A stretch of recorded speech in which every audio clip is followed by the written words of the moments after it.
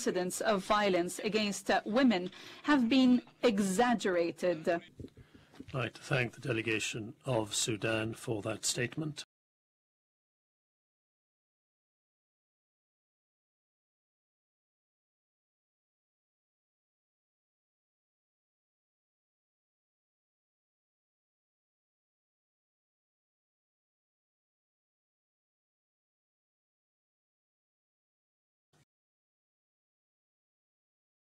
Stoning under Sharia law for unnatural sexual acts should not be equated with extrajudicial killings, and indeed should not have featured in the report.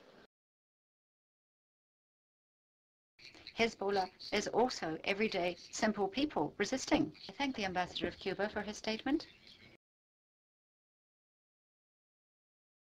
The Tehran conference is not about denial of Holocaust. It is rather than an academic one. I thank the representative of Iran for that statement. The distinguished delegate is ignorant. I thank the delegation from Zimbabwe for that statement. This libelous report does not deserve any respect or credibility. Madam, a significant contribution that you might make, and that would be by quitting.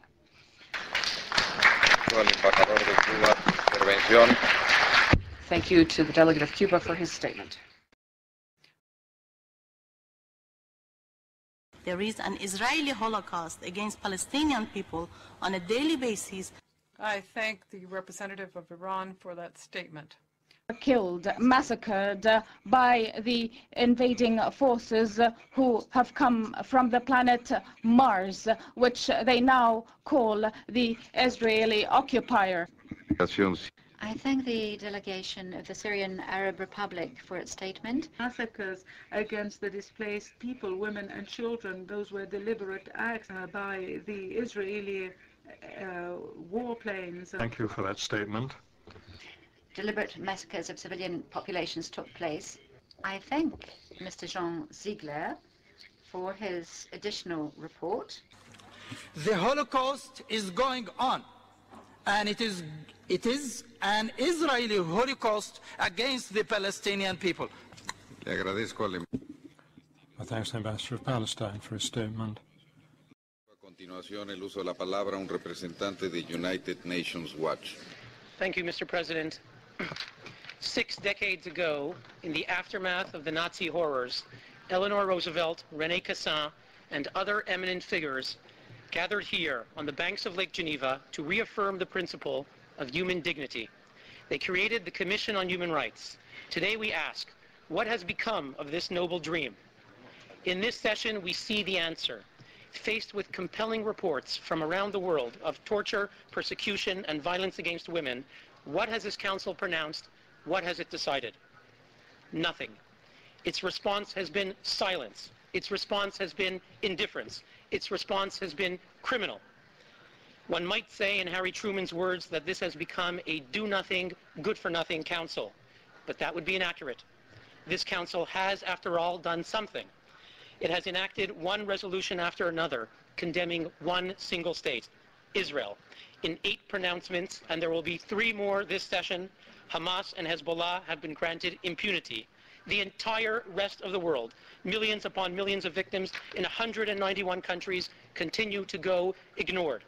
So yes, this Council has done something. And the Middle East dictators who orchestrate this campaign will tell you it is a very good thing, and that they seek to protect human rights, Palestinian rights. So too, the racist murderers of Darfur women, the rapists of Darfur women, tell us they care about the rights of Palestinian women.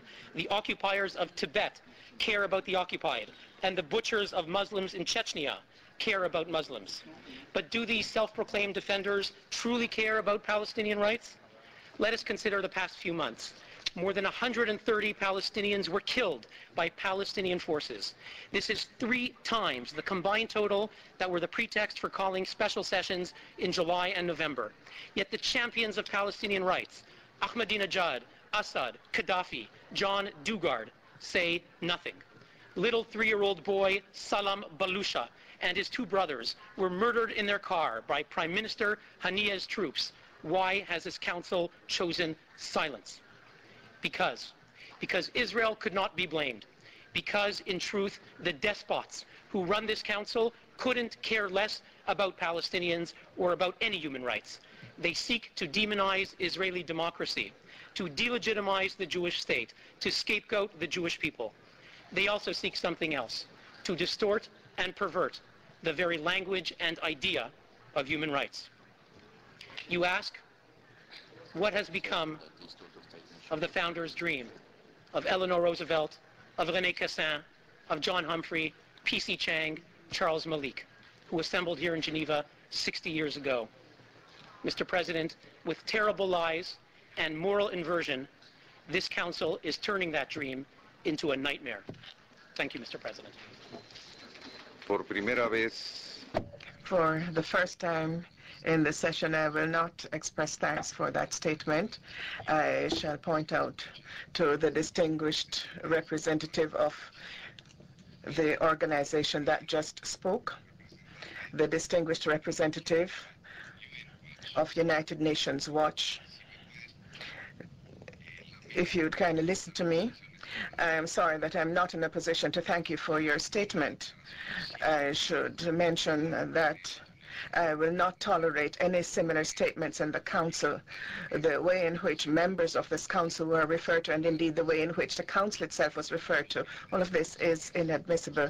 In the memory of the persons that you referred to, founders of the Human Rights Commission, and for the good of human rights, I would urge you in any future statements to observe some minimum proper conduct and language.